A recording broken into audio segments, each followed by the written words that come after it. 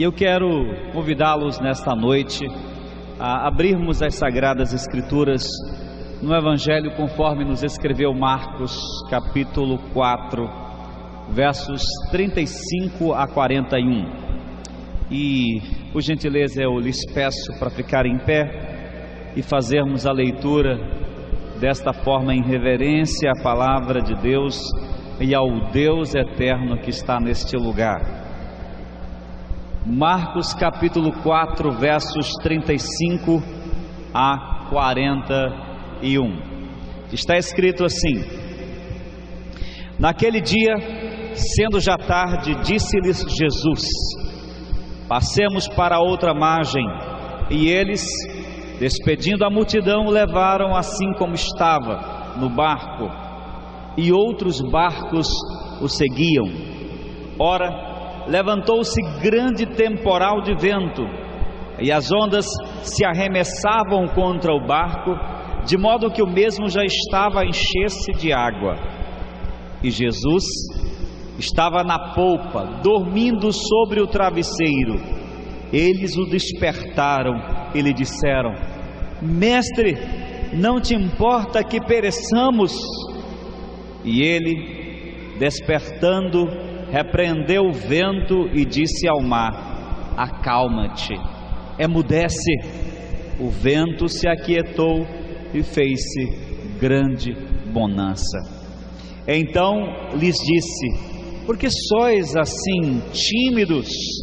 Como é que não tendes fé? E eles, possuídos de grande temor, diziam uns aos outros: Quem é este que até o vento e o mar lhe obedecem? Palavra do Senhor. Amém? Oremos. Querido Pai, estamos nesta noite congregados, reunidos em Teu santo nome e no nome de Teu santo Filho Jesus Cristo, para adorar o Senhor, reconhecer o Teu governo sobre a nossa vida. Querido Pai, obrigado pela semana que se passou, por mais este encontro contigo, com os nossos irmãos e com a Tua palavra. Obrigado, ó Deus, pelas bênçãos recebidas, pelas vitórias alcançadas. Obrigado, Senhor, pelo modo como tão generosamente o Senhor tem conduzido a vida de todo o Teu povo. E agora, nesse ambiente de culto favorável, nesse ambiente propício à edificação, nós lemos a Tua palavra e queremos pedir que Teu Espírito Santo ministre graça, ministre cura, ministre transformação, ministre edificação à fé e ao coração de cada um de nós. Nós precisamos, ó Senhor, pois te pedimos estas coisas no nome todo-poderoso de Jesus Cristo, nosso Senhor amado. E todos digam amém. Louvado seja Deus.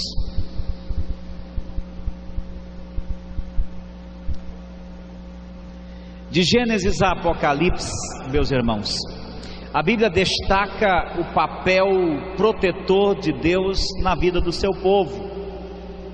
Tão conhecido de todos nós, o Salmo 91 é uma prova disso, quando diz que aquele que habita no esconderijo do Altíssimo, à sombra do Onipotente descansará. Deus não mudou, Ele é o mesmo, e todos os dias Ele trabalha para proteger os seus de um mundo tão inseguro, de um mundo tão cheio de violência, de um mundo tão cercado por problemas, ao qual estamos vulneráveis todos os dias. Deus continua ativo e amoroso, agindo na minha vida e na sua vida, e nos guardando debaixo de suas asas, na linguagem figurada do Salmo. Porém, mesmo assim, nós às vezes nos perguntamos por quê, uma vez que Deus trabalha para evitar todo tipo de mal sobre a minha vida, por que então eu ainda enfrento problemas? Por que então tenho que enfrentar problemas na saúde, com problemas como doença, porque ainda enfrento problemas familiares, porque ainda enfrento falência, desempregos e uma série de coisas e intempéries que nos trazem inquietação, tristeza, dor. Eu preciso admitir que na minha muito limitada sabedoria, nós não temos uma resposta precisa para essa pergunta. No entanto, o que está claro nas Sagradas Escrituras é que todas as coisas, diz o apóstolo Paulo, cooperam para o bem daqueles que amam a Deus e que são chamados segundo o seu propósito. O que o apóstolo quer dizer é o seguinte, é que Deus, por sua infinita graça, misericórdia e soberania, só permitirá que sobrevenha sobre mim, sobre você, aquelas provações, aquelas dificuldades que têm um propósito didático, um propósito pedagógico, um propósito de nos ensinar, de nos abençoar, pois todas as coisas cooperam, ou seja, há um Deus no céu que manipula as circunstâncias da nossa vida para que elas redundem num bem para nós. Mas às vezes, quando somos duramente provados, é aí que também somos muito tentados. Provação e tentação são duas irmãs gêmeas que geralmente andam juntas. É de tal forma que a mesma palavra na Bíblia Sagrada para tentação é a mesma para provação no contexto bíblico. Porque muitas vezes quando somos provados, quando passamos por dificuldades, é exatamente nesse momento de vulnerabilidade emocional, de vulnerabilidade espiritual, que damos lugar à nossa natureza, ou damos lugar ao diabo, que vem e tenta contaminar a nossa fé e arruinar a nossa relação com Deus. Exatamente no momento de provação que nós somos duramente tentados. Mas precisamos distinguir o que é tentação do que é provação. A tentação, na verdade, é atração ao pecado. Como diz Tiago, na carta de Tiago, ele diz que exatamente assim, Tiago 1, 13 e 14: ninguém ao ser tentado diga, sou tentado por Deus, porque Deus não pode ser tentado pelo mal, e Ele mesmo não tenta ninguém. Ao contrário, cada um é tentado pela própria cobiça, quando esta o atrai e o seduz. A tentação é a nossa tendência para fazer aquilo que não agrada a Deus. A tentação é algo que vem de nós ou do diabo e objetiva nos afastar de Deus. A tentação é um convite para transgredirmos a lei de Deus e a vontade de Deus. A provação, por outro lado, vem de Deus ou é permitida por Ele e tem como objetivo nossa edificação, nosso crescimento. Por exemplo, Jó estava sendo duramente provado, mas no meio de sua provação ardente, o diabo veio tirar proveito dela. E enquanto Jó estava enfrentando aquela sucessão de problemas a respeito das quais ele nada sabia, o diabo envia seus próprios amigos para questioná-lo e para jogar diante dele o fato de que ele deveria ser culpado por toda aquela situação. Jó é tentado a se defender, Jó é tentado a lançar mão de sua justiça própria, Jó é tentado a culpar a Deus por suas próprias misérias, mas ele não cede à tentação. Agora preste muita atenção no que eu vou dizer a você.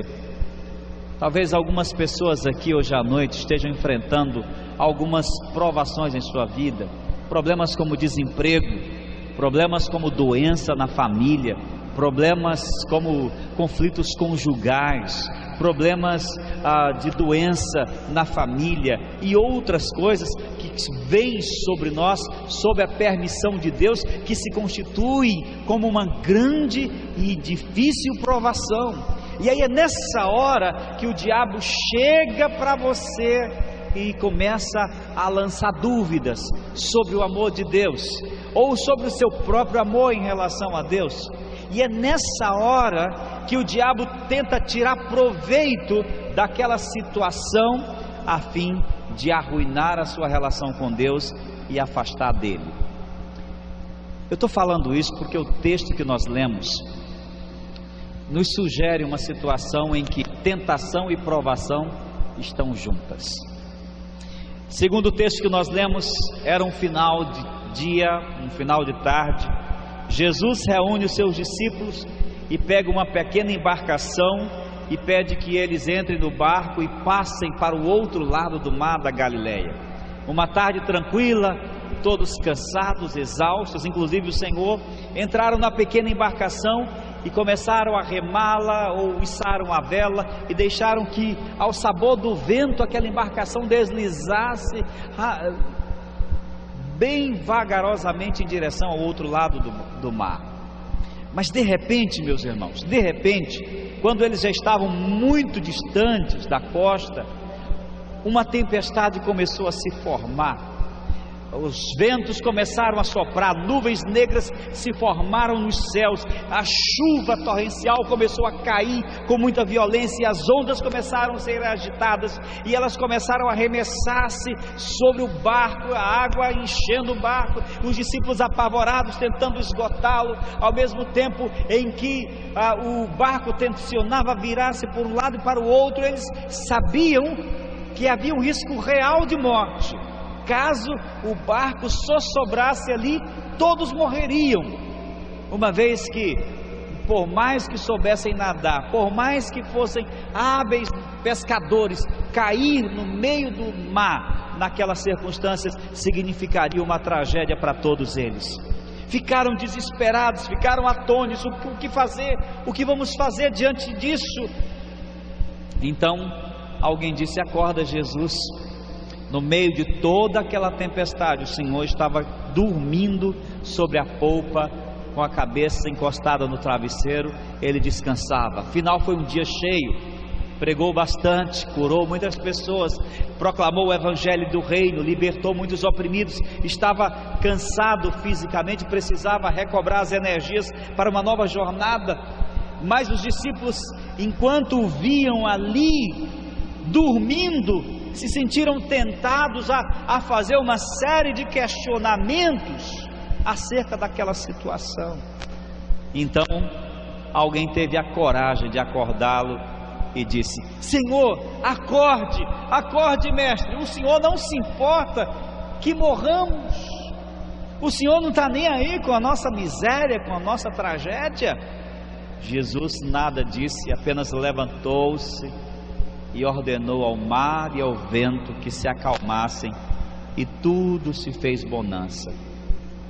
De repente, os discípulos ficaram ali pasmados diante de uma voz de um homem que tinha não só poder sobre os espíritos imundos, sobre as doenças, sobre as aflições da vida, mas agora também mostrara que tinha poder sobre os fenômenos da natureza. E disseram: quem é este que até os ventos e o mar lhe obedecem? Ah, meus irmãos, Jesus faz uma pergunta a eles, uma pergunta inquietante, quando diz: cadê a fé de vocês? Como é que vocês não têm fé? Em meio àquela provação,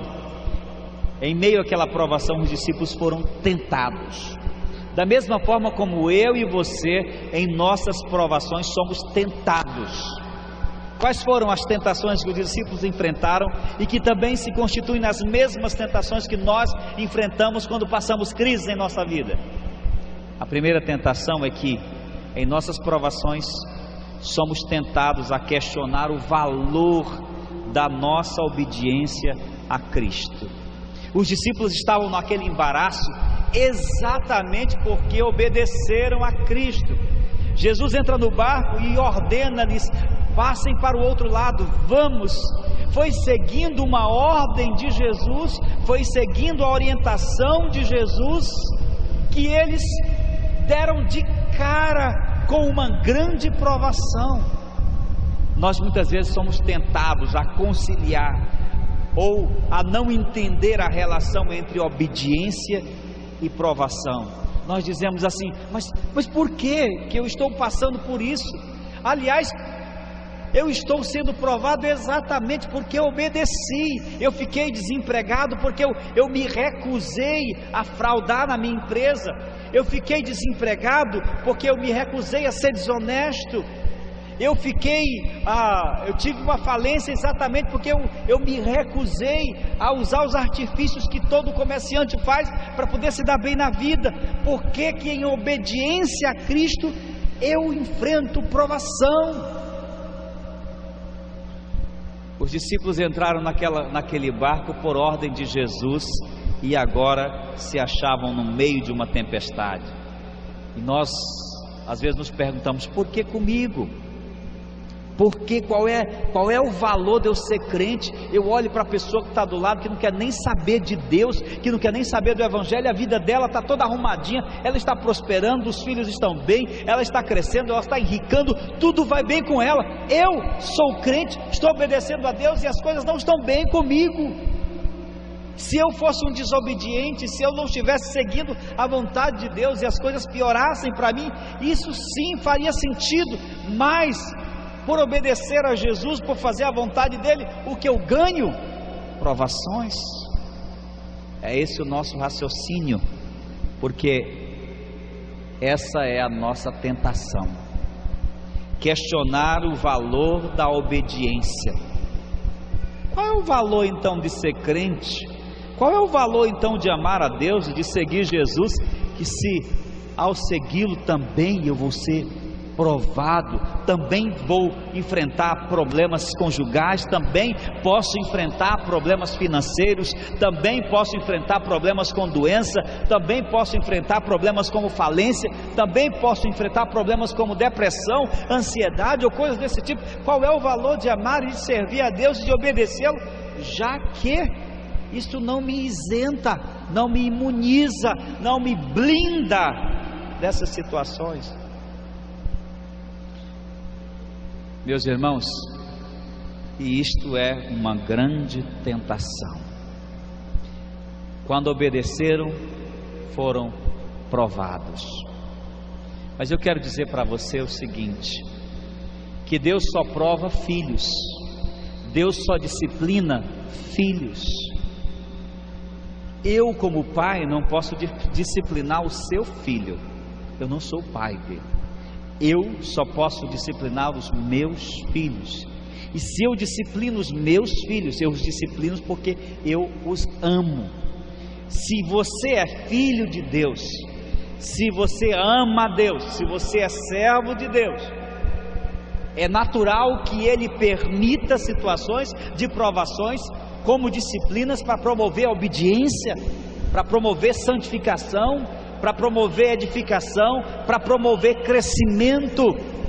Provações só vêm para filhos, para aqueles a quem Deus ama, para aqueles a quem em quem Deus tem interesse em fazer crescer, em amadurecer até a imagem de Jesus.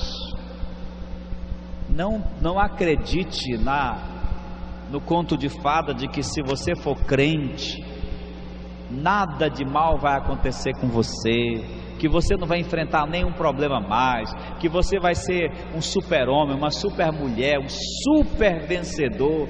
Não acredite nisso, porque isso não é bíblico, isso não está na palavra, isso é mensagem de autoajuda, isto é heresia. Os discípulos, no caminho da obediência, encontraram provação, mas só encontraram provação porque eram discípulos de Jesus. Em segundo lugar, quando nós somos provados, também podemos ser tentados a questionar a relevância da presença de Cristo em nossa vida. O verso 38 diz: e Jesus estava na polpa dormindo sobre o travesseiro. Eles o despertaram e lhe disseram: mestre, não te importa que pereçamos? É intrigante que, estando Jesus no barco, ele corresse tanto risco. Estando Jesus presente com aqueles homens, eles estivessem tão à mercê de uma tragédia.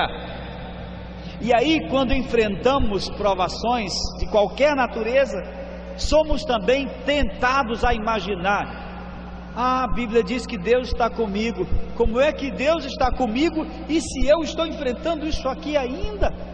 A Bíblia diz que Deus nunca me deixará, e Jesus disse que todos os dias estaria comigo até a consumação do século. Mas como é que Ele está comigo se eu ainda estou sendo provado? Os discípulos estavam com Jesus no barco, e o barco corria riscos.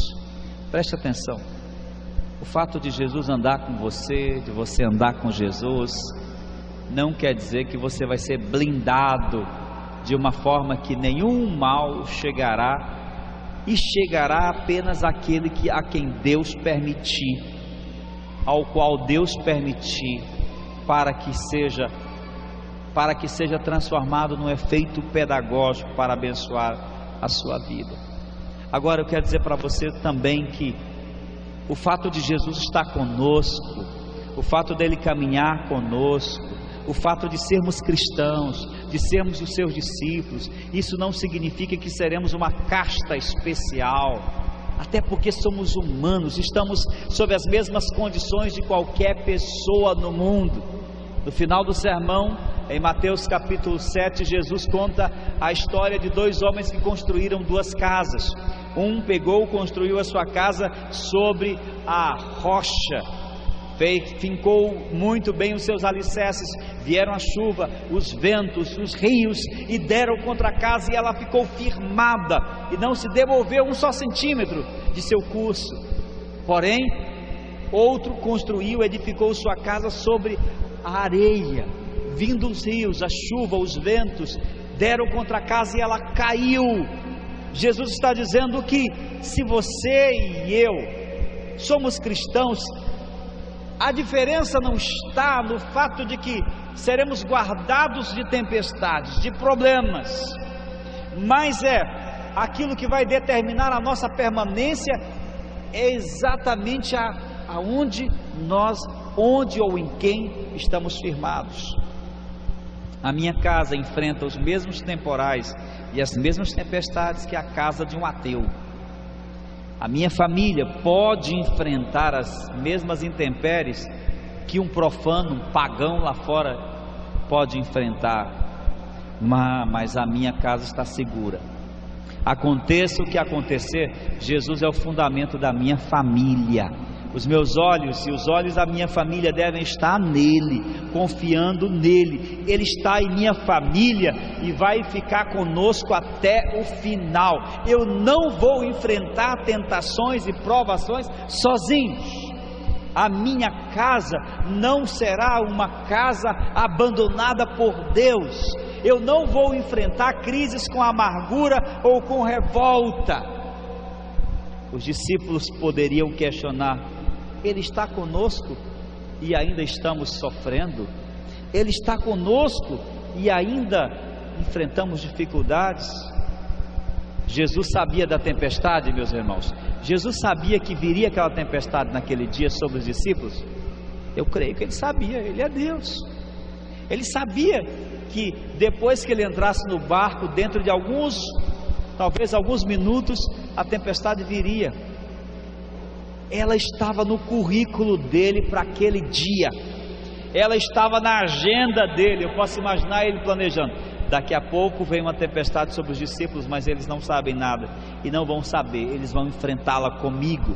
A tempestade ajudou os discípulos a entenderem que podemos confiar em Jesus em toda e qualquer situação, que podemos confiar no Salvador, aconteça o que acontecer, Ele está conosco, e estando conosco nos dará forças, nos dará coragem, nos dará esperança para enfrentar seja o que for. Não permita que o diabo diga assim: Deus está contigo, e daí? Deus está contigo, e daí? Deus está com você, olha o problema que você está enfrentando. Você diz que ama a Deus e que Deus ama você. Como é que Ele ainda permite que você passe por isso?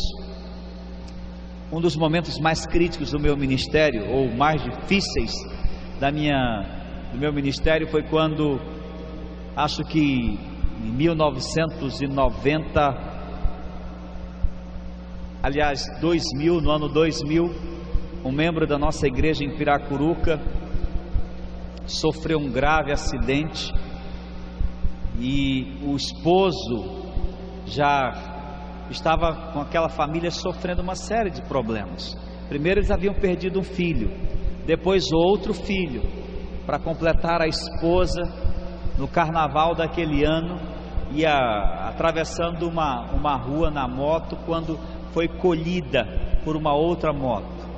A moça entrou em choque, na mesma hora trouxemos às pressas para cá, para Teresina, e eu fiquei mais de uma semana acompanhando ela e o marido, desesperado, fazendo uma série de questionamentos para os quais eu não tinha resposta. E um desses questionamentos é por que Deus permitiu tudo aquilo, porque Deus estava deixando que aquilo acontecesse, porque se ele estava com ele, se ele acreditava em Deus, e uma série de perguntas e mais perguntas para as quais eu só podia orar, eu só podia dizer: eu não sei, Deus sabe, coloque sua vida nas mãos de Deus.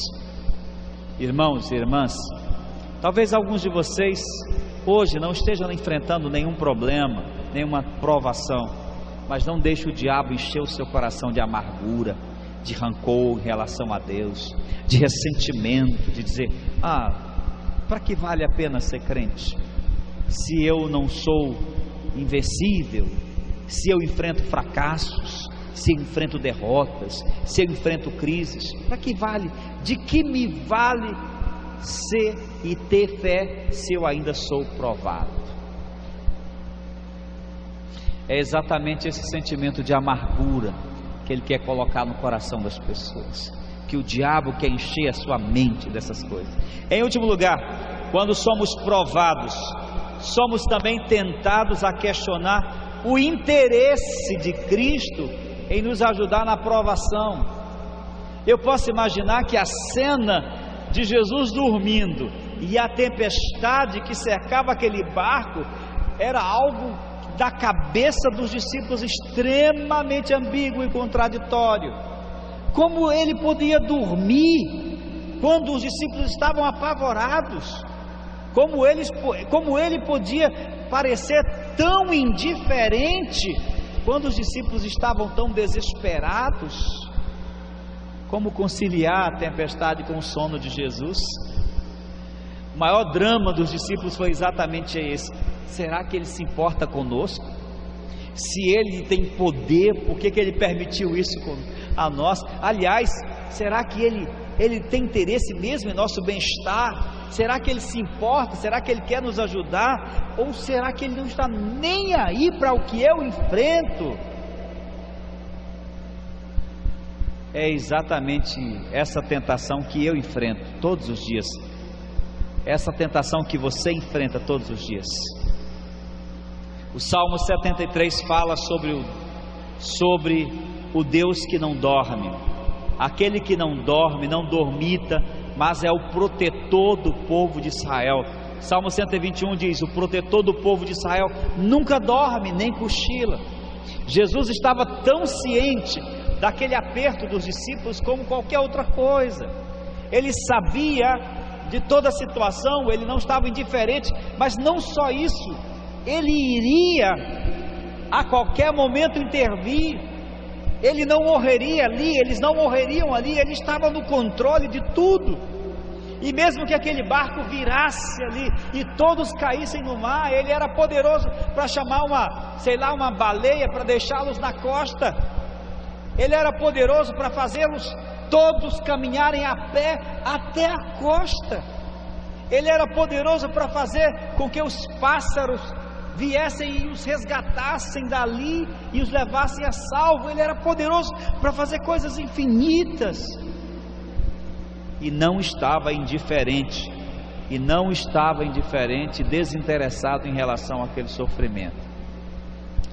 A prova é que ele não entendeu E essa é uma expressão obviamente metafórica, quando os discípulos o acordam desesperados, dizendo: mestre, o Senhor não se importa que a gente morra? Aí Jesus se levanta e diz: onde está a fé de vocês? Onde está a vossa fé?